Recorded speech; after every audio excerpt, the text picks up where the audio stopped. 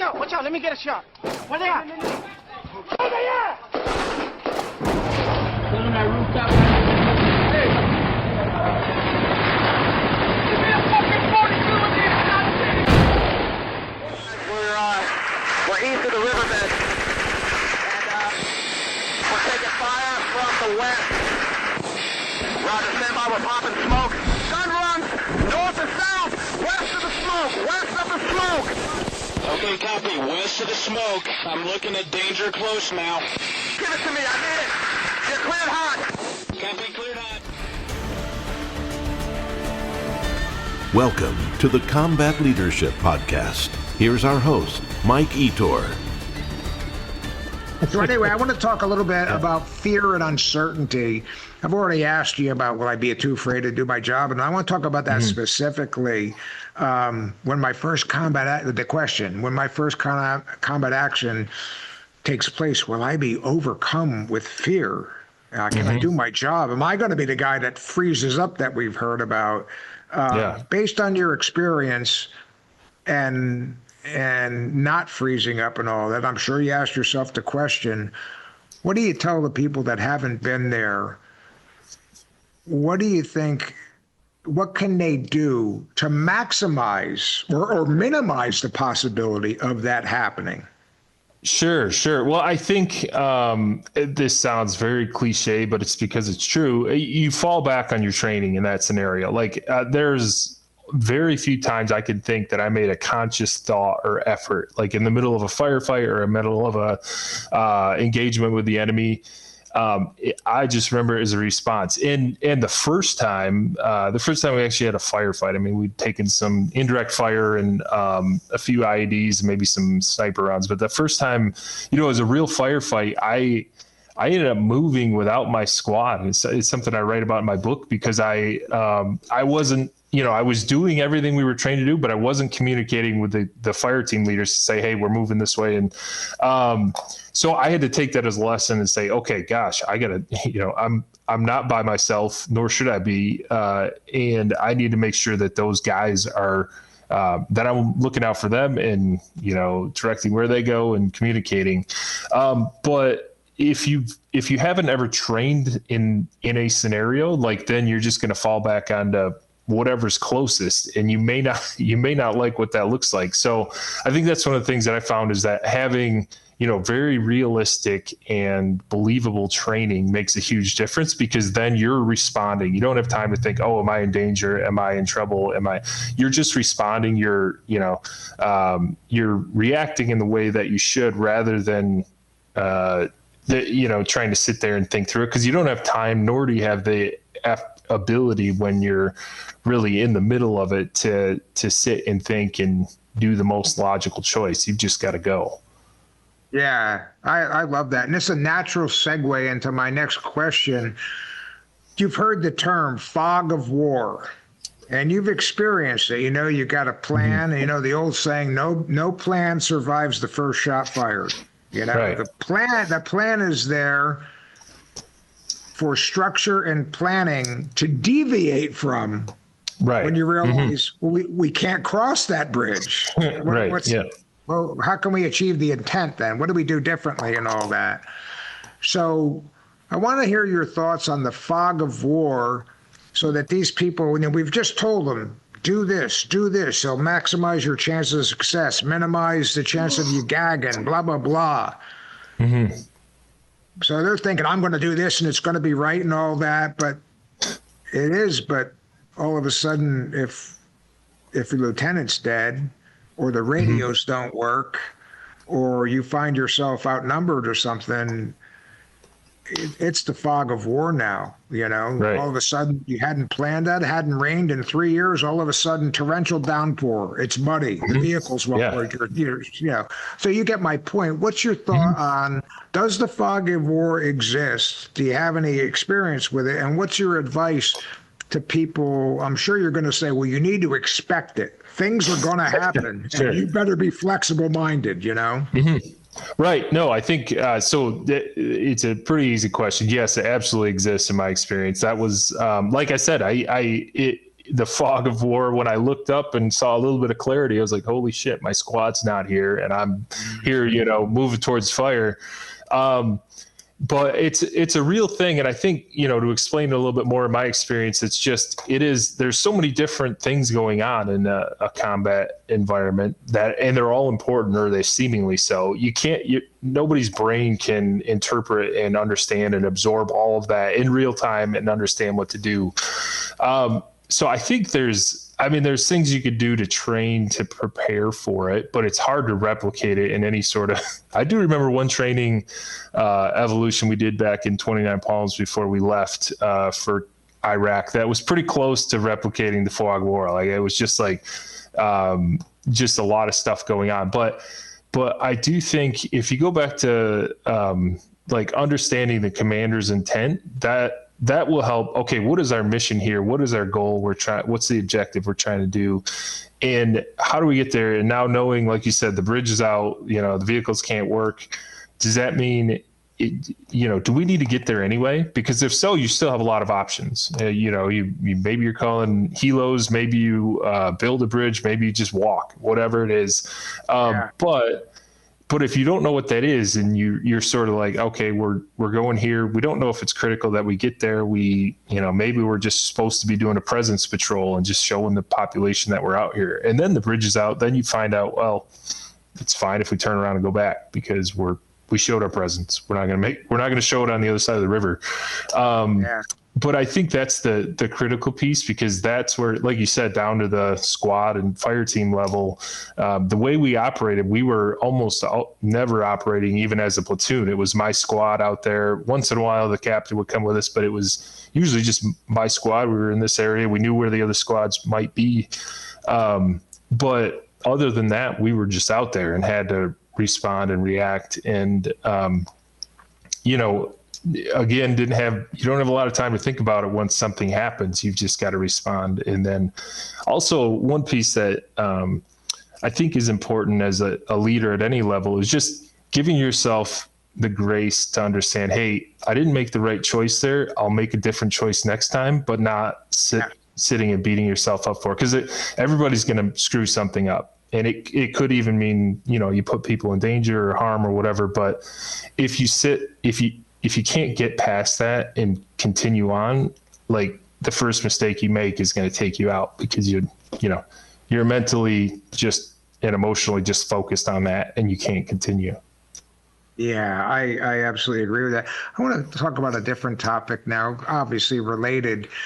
And everybody talks about mental toughness, the warrior spirit, and so my thought is, what's your philosophy? I mean, I think it's real and I think it's critical. And it doesn't mean not everybody's going to be Ron Jansen, big and strong, but you've met some lightweights, so to speak, that if you could package that if he was your size, you really wouldn't want to meet that guy in a dark alley. You know what I mean? Right. I mean, this guy's full of fight, tougher than hell. They come in all shapes and sizes.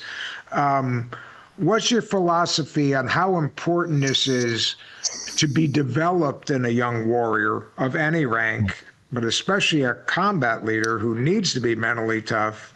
And how important I'm already alluded to, do you think it's important in combat? And if so, I'm asking a bunch of questions here. Does it exist? What do you think about it? How do you build it in somebody? Right. Yeah, no, I think along with that mental toughness, I think, when we think of it, it's also that resilience to say there's going to be different challenges that you've got to overcome. And I think the best way to build it or to foster is just by challenging it. It's one of the things you get challenged in, and or you're faced with a lot of challenges at boot camp, and then your MOS school, whatever that might be, and then other things in life, maybe even outside of the military. But you've got to be able to just face those things. And to me, it's the only way to kind of build it is it's sort of like a muscle.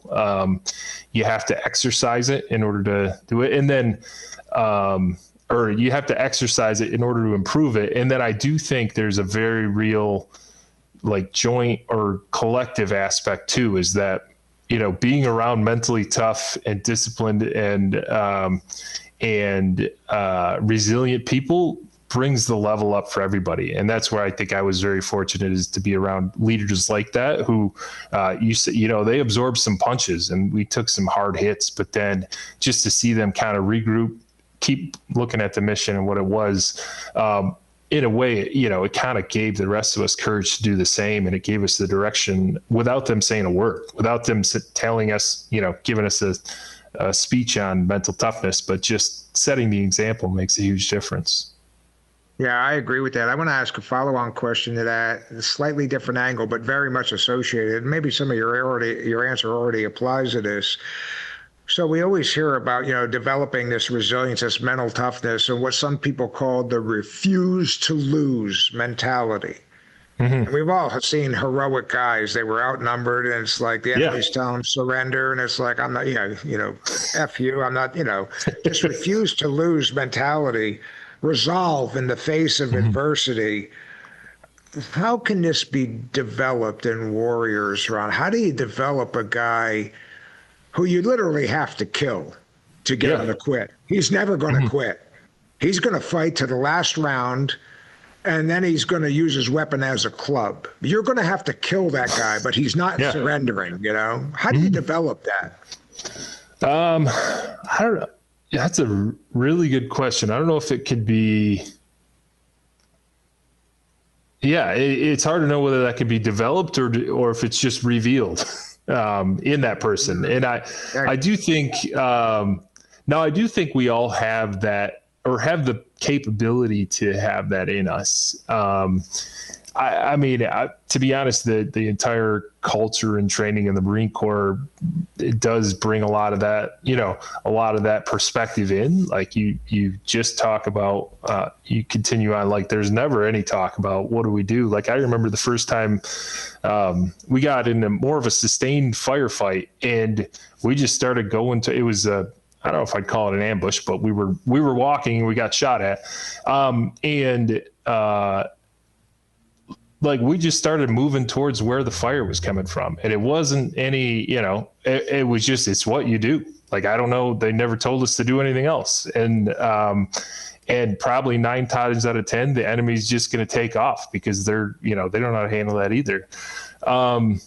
So yeah, going back to your initial question, I think it can be fostered, and it can be, a lot of it is just sharing the examples of those who have done it. But also it's kind of,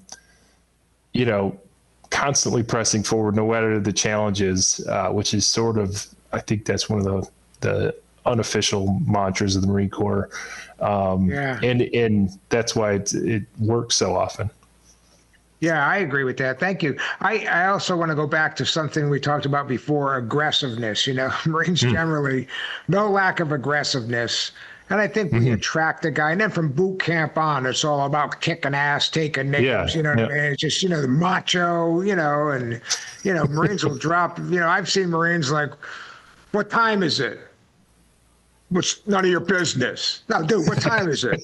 Why do you want to know? And next thing you know, bam, they're fighting. And I'm like, dude, what's up? You know what I mean? What's up? And so I don't think the Marine Corps has ever really had to consciously develop aggressiveness, but it does, both through formal training at boot camp, pugil sticks and stuff, but more so just the culture, the informal culture. And that's to be applauded. We need aggressiveness, at every level, appropriate aggressiveness, and not always physical aggression, mental aggression. Like, we got something for these guys. Watch this stuff. We're gonna terrorize the terrorists. Watch this stuff. And so, how do you? First of all, does it exist? Is it important for a combat warrior? Much less a leader, and is there anything you can do to instill that? Yeah, no. So I think, that aggressiveness, it does exist. Like we said, it's pretty prevalent among all ranks. I think there is, This kind of reminds me of football a little bit, where it needs to be it's got to be a very disciplined and focused aggression. Because if you're, like the example, the guys fist fighting over somebody asking a question or whatever, and we had that too about, who filled up the water cooler last or whatever. But if you're just aggressive with everybody all the time, you're not going to be effective, because you're just causing problems everywhere you go with the local population, with other Marines and everything. But when you have a disciplined and focused aggression, it's almost, first of all, and I know we had this where it's almost like you're holding back your aggressions. It's like holding back a pit bull. When you finally let them go, they're even more pissed, and they're more aggressive than they would have been if you hadn't. I think that's one of the things that's the key in training it. Yeah, it comes naturally in a lot of ways, but then also the training and preparation, I think, is key. Like to know, to just be able to really understand at every level, like, here's a time we're going full on aggressive. Here's a time where we need to be very measured and careful about how we do it. And it's still going to come out as an aggression. But if we just, what was the term? We called it the Iraqi death blossom, when some of the Iraqi forces would get shot at, and they would just shoot in all directions. You see tracer rounds going everywhere. And it's like, that's just that's a form of incredibly undisciplined, unfocused aggression to the entire world, is what they were fighting at that point. But when you focus that, you can have a huge impact. And I think that's the discipline is the key piece of that. Yeah, I agree. I want to see if you observe this, because I have. So, I make fun of this senior Lance Corporal stuff, but the fact is, there were units that went out, and some of those Lance Corporals had already done 2 or 3 combat pumps. Purple Hearts. They'd been in it. And now they've got officers, NCOs, staff NCOs, and a bunch of snuffies, so to speak, without that experience. So now they're back in the theater. And, everybody's looking, there's rank involved in all that. And then something happens, a firefight happens. And the new guys are like, they're starting to answer those questions we've been talking about. Am I going to be able to do this? But I think it shocks them all of a sudden when they look to the left and right and see the instantaneous violence that the graybeards, so to speak, the experienced guys, like the instantaneous response, unspoken. We're going to go out and we're laying the lead at these guys, the maneuver and all that. And I think it shocks them, first of all. And then I think it establishes a standard. It's like, oh, okay, this is what I got to be. And after a while, they're right there. Did you experience that? What do you think? Yeah, I think I'm trying to think, because in my squad, there wasn't anybody that had combat experience, including myself. But it was, we had a lot. Typically, I think all of the ones that had experience were probably at least a corporal. Most of them were sergeants and above, or officers. But then to see, I do remember the first time we started took any fire was when I was first there, and it was with the unit we were taking over from. We were doing the overlap, and so they'd been operating in the area for 6 or 7 months, and it was a mishmash. There were no complete fire teams or anything, because we were just some squad leaders and fire team leaders out on a patrol. But to see those guys, even just like you said, like instantly, like, okay, we're going to that house, we're taking it over, and kick the door and go up to the roof. We're going to go look out. Where that wouldn't have been the first thing I did. I was more kind of like, okay, we're getting shot at, don't know from where. I feel like I'm pretty covered. I don't need to worry too much right now, but I don't know what's going on. Just that quick response, like you said, more than them saying anything. It was just like, oh, that's what we do. We gotta, figure out where the high ground is, see if we can start moving units around to get in a good position. And so, that made a big difference in something that we started. It was almost very natural to pick it up after that. Yeah, I agree with that. Well, a topic that is near and dear to Marines' hearts and minds, physical conditioning, PT, and I'm talking pre-combat PT Garrison, Yeah. So by the time I went to combat, I had done years of physical training. And always with the, hey, you got to do this. It's important in combat and all that. And I never ran 3 miles in combat. And the old World War II guys would say, I never ran more than 30 yards in combat, in 3 wars, And they're like, why the hell do I got it? Because the PFT was new in the early 70s, Yeah. And so I am a fitness fan. I think there's a lot of benefits to Garrison PT. I think if you do it right and interesting, the Marines don't lose interest. I think if you do it challenging, it not only gets them fit, but it pushes them and it develops mental toughness, the fatigue, the guts, sports, getting your bell rung, but playing the next down, so to speak, that kind of stuff. Based on your experience, not PT wise, what kind of physical demands does sustained physical combat? Not some of the ops I was in and out in 3 days, Grenada and stuff like that. You know what I mean? Not that Desert Storm. We were there months, but 4 days, and all of that. I'm talking the stuff that you guys did in Iraq and Afghanistan, the Vietnam guys, the World War II guys, the Korea guys. I mean, you guys were there in both theaters. And when it was hot, it was over 100 degrees at night. Everybody's lost a lot of weight. They're always dehydrated. And the unit that was there on day 5, you roll forward on day 75. It's not the same unit. And between day 5 and 75, people who arrived that were not in shape or they were just minimum, they were often gone. They became liabilities. They just physically couldn't keep up, heat exhaustion. So did you observe this? And what kind of demands so that these peacetime leaders of PT can say, maybe I should focus a little bit more. Running is good, and I'm a fan of it. Maybe I should focus on stuff that builds more mental toughness. Sure. Because we're not going to run in that heat, but we are going to walk with a lot of weight on our backs. Yeah. Yep. No, that was what I was going to say is, like, if you think about what you had to be conditioned for most, when we were there, we walked almost everywhere.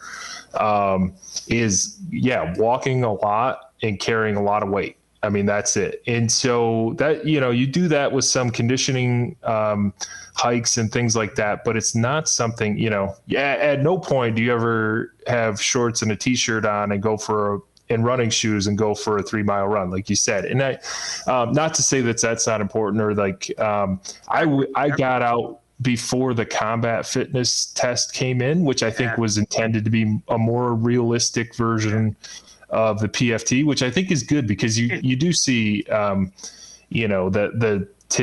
stereotype of the person that gets a perfect score on the PFT when I was in was, a high school track runner that may or may not buckle under the weight of a machine gun. If you give it to him with a bunch of other stuff, it could do fine, or else could really struggle. And so I think, weighted carry of anything for long distances, and then also consistently, because I think that's what, like, even School of Infantry, I mean, we went on some longer humps, but it was like we would do that on a Saturday, and then or a Friday, and then we'd have a couple days off, and then we'd go back into classroom training or different other exercises. But like, it's like you got to do that on, you got to do that long hump, and then you got to do it the next day, and then the next day, and the next day. And that's what really kind of that sustained, I think that really gets you accustomed to it, or gets you in better shape. And I wouldn't throw out any of the stuff that, they have you do, but breaking it up. I remember we had a pretty intense training package out at Camp Pendleton for a couple months before and then we went to 29 Palms for Mojave Viper training. But we were, going up and down the ranges all week, for weeks at a time, doing field exercises, live fire and stuff. And we got back and had some time, and that was when I was newly promoted to squad leader. And I just said, hey, we're going to play ultimate Frisbee. Like, we're going out there. And so we were still running around. We were still doing endurance. We were that sort of thing. But we were just playing a game because at that point we were all worn out, and, doing a formation run or something like that is it's not probably going to be best for anybody. We still needed to move and be active and build up our endurance. But I think changing those things up too, where it doesn't just have to be, okay, let's hit the pull-up bars and do some crunches and, prepare for the next BFT. It's not really, it might increase your scores a small bit, but it's not really going to get you ready any more than other stuff could. Yeah, I absolutely agree with that. Well, relative to your own self, physical conditioning, was there anything, so you're a big, strong guy, I know you were in shape, was there anything that caught you by surprise in combat environment, those sustained operations? It's like, whoa, I didn't expect this. Sure. And if I have to come back, I'll pay more attention. I won't do that because it doesn't apply here, but I would do more of that. Any thoughts on that? Like I said, just the, weighted carrying weight for distance. I think even so we trained, full combat load and everything. But then when we got to Iraq, we got heavier ceramic plates. They had like enhanced SAPI plates, which added a few pounds. We had side SAPI plates that we put on, which we'd never trained with. So we added another 6 or 8 pounds. And then you throw on, all the ammo you're carrying. I didn't realize I don't think I'd ever touched a thermite grenade before we got over to Iraq. Like, those themselves weigh a couple pounds. I mean, they're awesome. You want to carry them, but that themselves, like, you start throwing all those things on and you just feel like, you're moving, it feels like you're almost wearing a moon suit. So that, and you do get used to that. You get accustomed to it. It's just, it's a slow process to get there. So I think that's probably one of the things I would push a little bit more, for my squad and just in general is training in that way. And I don't know that there was anything that, really surprised me. I would say there were a few times it was the classic mistake of saying, hey, we're doing this short mission. We're going to go check out, what's going on over here. We expect it to, it's a there and back. We expect it to be an hour and a half, so take minimal, whatever. And it had it several times. And then, you take contact, you go to investigate something else, another, a truck gets blown up or something like that. And, you find out 12 hours later, you're out there, your water's gone, your batteries are low. And it's just, it's so obvious that in hindsight that every time you leave, you should prepare to be out for a day or two. It's just the way you need to prepare within reason, because you can't carry everything you would ever need. That'll slow you down or just overwhelm you. But those were the things where, I've read enough after actions or seen it in movies or whatever, like, yeah, make sure you bring at least, at least a couple liters of water with you, and you go out and. I agree, and taking it up the higher level, and a story that you'll recognize is just that. We go back to the fog of war. No battle plan survives. So the famous Black Hawk Down. Oh, sure, yeah. Somalia. Now, these are Army Rangers. And I got to tell you, these guys, they take no back seat. The real Ranger battalion, they take no back seat to Marine units. No, I've been with them. These guys are shit hot and professional. Yeah. And they went on that mission. It's going to be a quick snatch and grab. Most of them didn't bring NVGs. Yeah. They really didn't bring a lot of water. And the next thing you know, they're in like a 36-hour firefight. They got no NV. I mean, it's, right. And they took some casualty. They did, and they fought heroically, but it never dawned on them that this may not be a 2-hour mission or a 90-minute mission. We could get hemmed up here. And I know that that's become part of their SOP. It's like, no, well, this may be a quick door kicking mission. We're taking enough with us that we can get by for 24 hours at least. Right. Yep. Yeah. Because I think and it can breed complacency because we had the same thing when you might do 9 missions like that, where you just kick in the door, the target's either there or not, and you head back. But the 10th time is when, all hell breaks loose and you're fighting off an entire city militia. And when you have the standard is set to just say, hey, we're going to be prepared for this. If we don't ever need it, that's great. And we won't worry about it. Yeah, I agree. Well, I'm going to transition down now into actual combat training. The pre-deployment training that you did,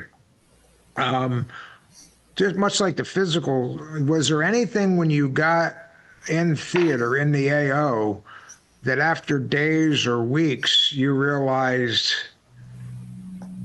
we over-prepared for something that we're not going to face? Mm-hmm. And we underprepared or didn't prepare for something that we face a lot.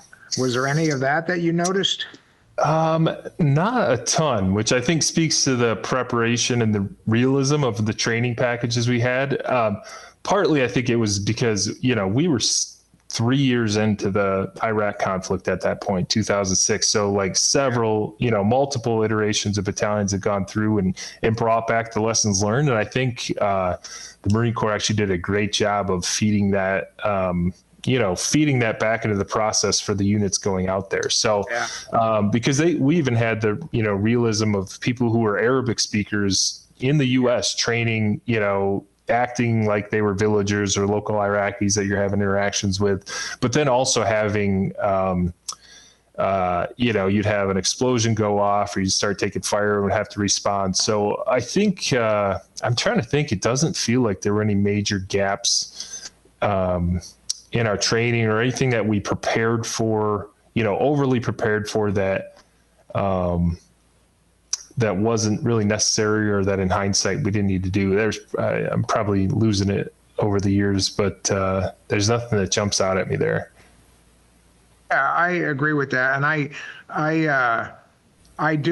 asked this question to many people, and they did say that, yes, early on, Mike, 2001, once the invasion, 2003, right, and all that of Iraq, we were caught with our pants down in some circumstances.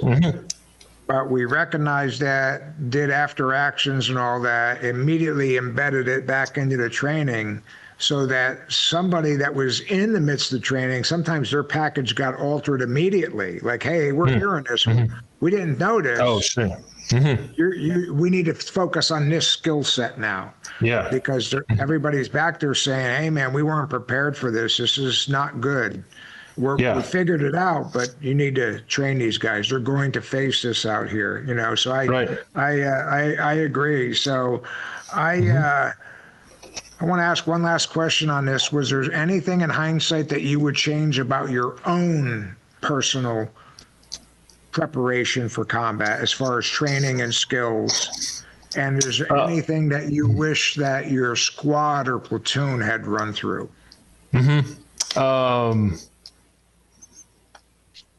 No, I do think maybe a few more iterations of full combat load, full preparedness operations, which is, kind of the end of the combined arms exercise and some of those experiences. But I don't think you can ever have enough experience doing that before going over to really just be prepared for, what might come out of it. But no, I mean, there's nothing that stands out as a huge gap there. Oh, well, that sounds good. Listen, I saved this one for almost last. The effect of casualties. It affected me the first time I saw it. And as you know, if you've never seen a human body ripped apart, it ain't surgical. Yeah. And, it's shocking. You look at it and you're not sure what you're looking at first, all the different colors. And it's not like an operation on YouTube that you can watch, somebody getting an appendicitis taken out. So my thought is this, Ron, let's start with friendly casualties for any Marine, but especially a leader. You're a squad leader, one of your guys gets killed. What's the effect on your squad, what was the effect on you or other leaders in that position? And answer let's touch on those two questions first, Sure. Yeah. Well, I would first say that I feel very fortunate. No one in my squad was killed or wounded during our time in combat. And so feel very fortunate because of that. And I don't know across the company how many other squads could say that, because we took a lot of casualties, but so I'm very fortunate there. It was something that it is the thing that literally kept me up at night. Like, what would happen if and it's not just the loss of the combat firepower or whatever it is, it's the loss of that person. By then you become close, you become friends, you become you're on this mission together, and I think that just makes it really difficult. And what I found when we had our first Marine casualties from a different squad in our company, they were the quick reaction force coming to the patrol base we were at, where we were dealing with several different situations. But, in seeing the bodies of Marines, it's just, you see yourself in that. You see yourself in that same uniform, you see yourself in that same equipment and everything. That hit really hard. And then, knowing the people who that was, and understanding like, hey, this just got a whole lot, the situation changed significantly.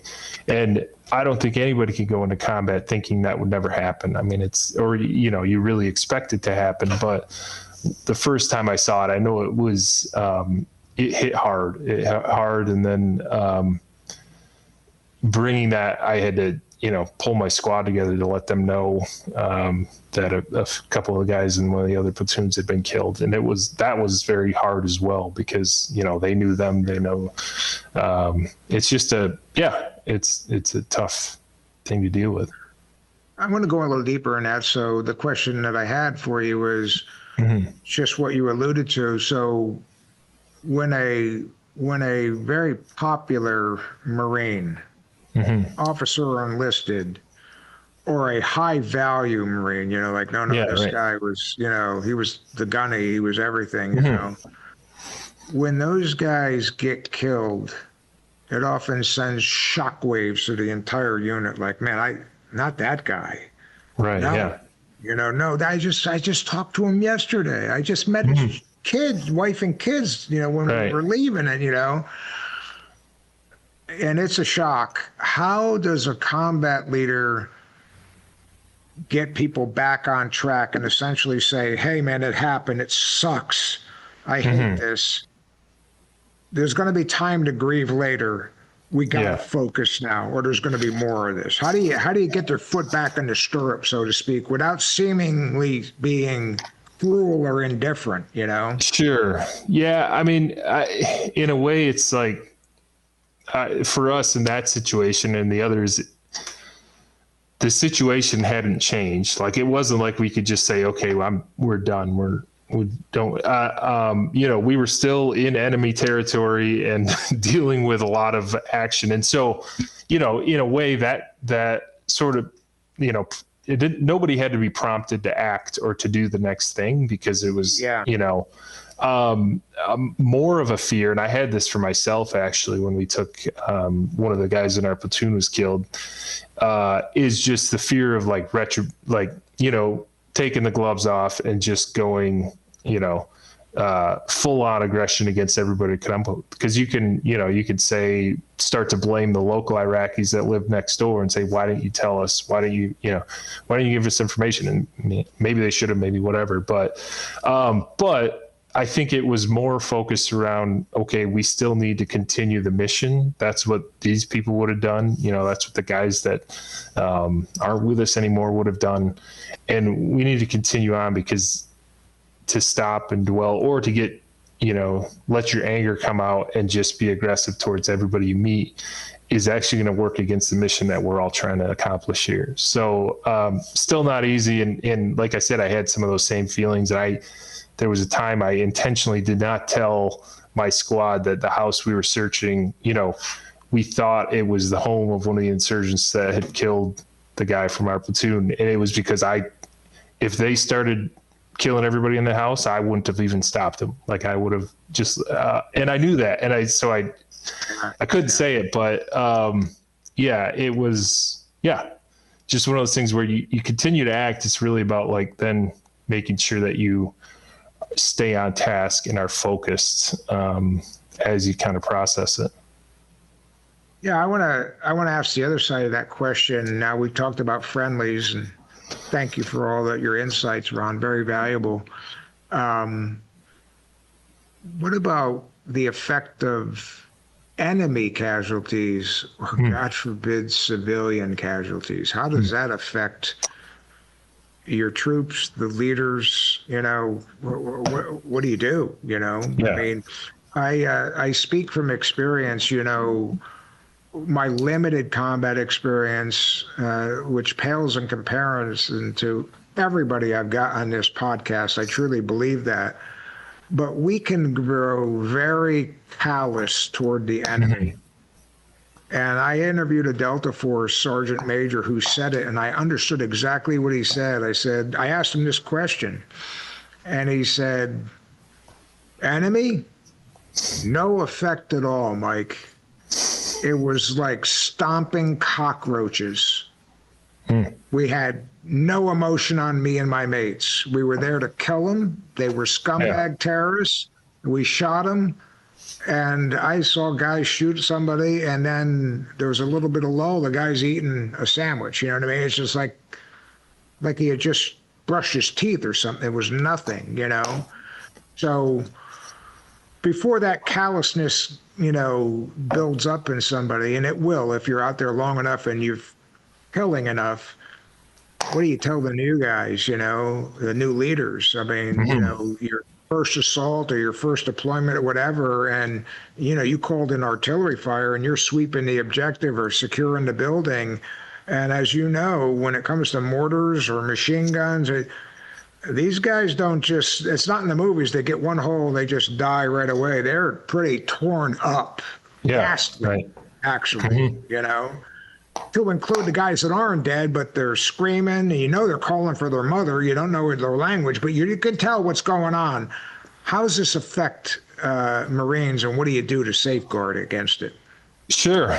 Yeah, I think, by the time we experienced that, we had our first enemy that my squad killed. It was a few days after we took our first casualties in the company, our Marine casualties. And so I would say I was pretty callous by then already. And so were the other guys. And so it was more morbid curiosity than anything. Like everybody kind of took a turn to come up and look at the guy in the ditch, and as we searched him. And I think it was, at some level, you've got to find like some level of, human decency and understanding, like this is a person that mattered to someone. And, I would agree. I felt no emotion at all other than, satisfaction, when we killed insurgents. But I think to take that full circle and later on in life, like I've wrestled with it. I think the thing I struggled with most is I felt bad for not feeling bad. Like it was like, I feel like I should feel something about this event. And I've come to, understand, like, I think you can grieve that it happened, maybe not grieve that person or whatever. But just understanding, like, we're all humans in this, and we're all trying to figure things out. And one of the things that just helped me understand it more is just, at that moment, I didn't have the capacity or the ability to feel anything. And that's okay, because that's sort of what you need in order to just continue on. If you felt everything, every emotion, or every deep personal issue while you were in combat, like you wouldn't be able to operate at all. And so it's in a way, it's a blessing that you don't deal with that at the time. But I think there are ways to process it and understand it later that can be helpful. Yeah, I love it. Well, Ron, our time is coming close, but I want to provide you the opportunity if you'd like to share a war story, do you have any anecdote that, well, now that you know what the interview's been like and all that, is there any personal experience that you can share with us that might help drive home one or more of the lessons that we talked about that you've already shared? Sure. Yeah. I think if I go back to, one of the things we hit on a few times is you got to be able to trust your men and trust your squad. And I think of a time we were operating at the far edge of our area of operations. And there was another squad about a mile away. They had taken fire. We were kind of backing them up or trying to get in the area. And we just came to this palm grove and set up and just said, hey, get down. We're going to stage here until we either go to support them or find something else out. So we were there for not that long, and a vehicle drove up. There was a little 2-track that drove up through this palm grove. A vehicle drove up, so I stood up to stop it, and our SOP is that we would always check somebody's ID, check it against our list of known terrorists or insurgents. And if there was nothing that we found in the vehicle, no weapons or anything, that they would be on their way.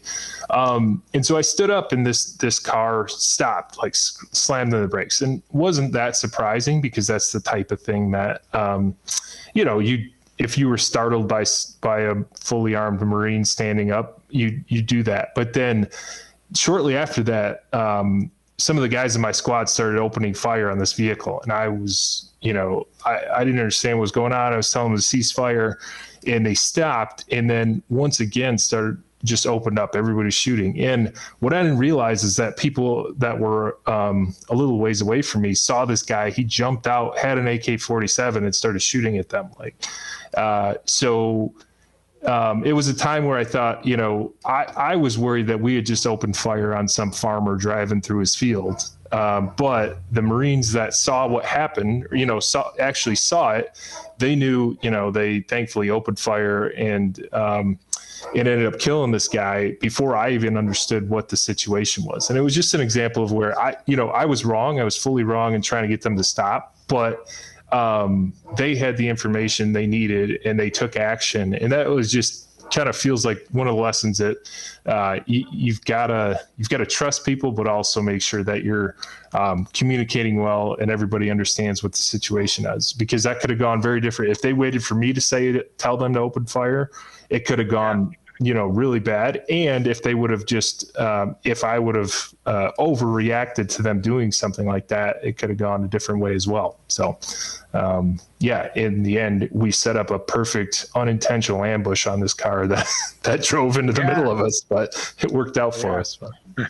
Yeah. Well, is there anything else that you want to make a comment on before we wrap this up, Ron? Now that you run through it and all that, is there anything else that just jumped to your mind? Like, I do want to say one thing. It's okay if you don't. Is there anything that you got and left in the magazine, so to speak?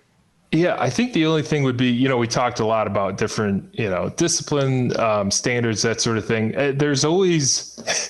There's always comments from older generations of Marines, which were two different generations of older Marines, about the new generation. And it's usually minimizing, talking about they're not up to it, they can't handle it or whatever. And I just want to call that out as bullshit. Marines have been probably doing that for 250 years, the newest ones.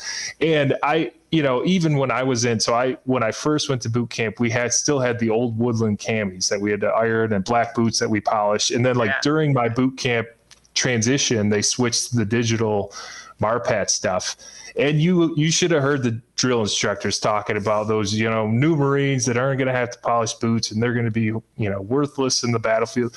But those Marines that came in, 2002 and on, fought every battle that the Marine Corps had in Fallujah, Ramadi, Najaf, the Helmand Province, and every one of them, it would just performed amazingly. And yet to hear it, you would have thought the Marine Corps was dead and gone after switching camouflage patterns. And so I would just say that to the new guys, you're always going to take crap like that.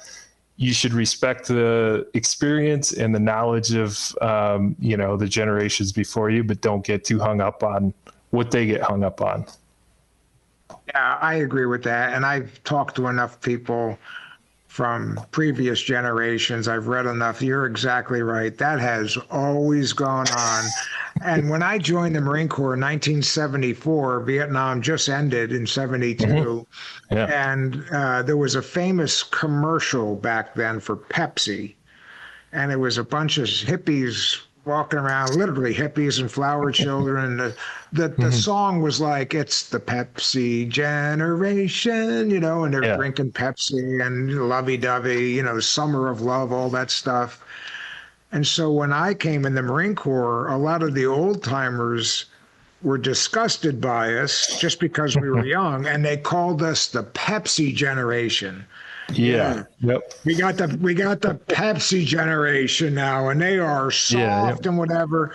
And it was all bullshit, and it was just bullshit, And by the way, some distinguished notables were in that post-Vietnam crew. Oh, absolutely. General Mattis. Right. Sergeant Major LaHue, famous guy. Yep. I think he came in right by Desert Storm, so, and was a combat replacement. I don't think he saw any action in Desert, but you get my point. It's always been out there. Yep. Yeah. And so I would just say, expect that, but don't pay too much attention to that. So listen, I want to talk, one last fantasy question. If you could spend a day with one combat leader from the past, could be alive, could be long dead, if you could bring back a guy and talk to him, who would it be? I mean, just because of the lore around him in the Marine Corps, I'd say Chesty Puller. He's one of those people you learn a lot about and hear a lot about. But and really, I would say probably anybody from that generation that kind of came up in the small wars of World War I, and then continued on World War II, and just the amount of things that they saw and experienced in the world would be fascinating. But that's he, one among many, I guess. That's a great choice. And I shared this story before. I was one of about 12 Marines that was able to go to the Army Infantry School for captains at Fort Benning. And usually there was 3 per class. There was only 2 in my class, me and another Marine captain. And there was a Marine liaison office there headed by a lieutenant colonel. And so we got word one day, hey, come up to the liaison office between class. We went up and he said, hey, long story made short, tomorrow, I've already talked to your instructors. Tomorrow we're having lunch with retired General Ray Davis. Ray Davis was a famous Marine, Silver Stars Navy Cross in World War II, Medal of Honor in Korea. And then a commanding general in Vietnam, famous guy. And we're sitting there talking, just like 5 Marines. Yeah. And this guy, and he's dressed in alphas. He's long retired. He's going to give a speech to the whole infantry school, probably about 1,000 people in that theater. It's huge, Yeah. And he gets up in alphas. I'm thinking, this guy looks better at 80 years old than I ever did. My alphas just looked impeccable. And of course, the rack was unbelievable. Everything, literally every combat valor award, he's got it. And so I said, hey, sir, I've read a lot about you. Really happy to be here. I said, I believe you were Chesty Puller's regimental XO for a part of your Korea tour. And he goes, oh, yeah. So, yes, I was his regiment. I said, I'm going to ask you, sir, how was Chesty? And to your point, Ron, he said, he was exactly like you read about him. He was exactly that. Yeah. And he said he hated paperwork, hated it. And he said, I went to him one time and I had a big, 1-foot stack of combat award recommendations that came up from the battalions. And I had already looked at them and made sure they were good and all that. And the battalion command, these guys had been in World War II, so they're not writing bogus awards. he says, I go into Chesty's office and I said, sir, we've got these combat awards and we need your signature on them, before they go up to division. Mm-hmm. He's looking and he's like, I don't, you could just say like, I don't want to sign all these things. And so he says, Ray, have you checked them? Yes, sir. And he said, they're all good. He goes, yes, sir. They're all legit. And so Chesty grabbed the stack from him, hefted it a couple times and said, these seem okay to me. Make it happen. And he said that was so classic Chesty, but he said really the leadership lesson in that was, I'm the regimental commander, heavily combat experience, but who am I to tell a captain or a gunny or a lieutenant colonel that PFC really doesn't deserve a silver star, maybe it's a bronze star. You got faith in your subordinates, delegate it, and you go with it, So I just thought it was a great anecdote. So last but not least, Ron, how do people find you, and how do people buy your book? We're going to have another episode about your book. How do they find your book? Sure. So I'm not super active on social media. I am on LinkedIn, so that's kind of the corporate Facebook that's out there. So that's probably the easiest way to find me. But my book, you can go to the website or just go to Amazon. It's search up An Otherwise Healthy Person. It pops up. It's a pretty easy purchase, and they'll print them off as people order them. So you'll find it out there. Well, thank you, Ron, and I can't thank you enough for this, and I'll let you know when we package this up and put it out. I already know it's going to be a popular episode and all of that. So, again, my friend, thank you so much. You've shared a lot of pearls of wisdom here. I've learned a lot from you, and this is a video that I would want my grandson to watch someday, before he went. So thank you so much for that. You never know who's going to benefit from this, but I know a bunch of people are going to benefit actually long after we're both gone from this earth. Yeah. I'm a lot older than you. I'm going quicker than you are, So with that, my friend, thank you so much. And leaders out there watching this, take all this stuff to heart. It's gold. And we are rounds complete for this podcast. And thank you so much, Ron. Yeah, thanks, Mike. It's been great. Thank you. We hope you've enjoyed this podcast. Please subscribe, rate, review, and recommend to your friends. Please visit our website at combatleadership.com. Until next time, remember the words of the ancient philosopher Plato. Only the dead have seen the end of war.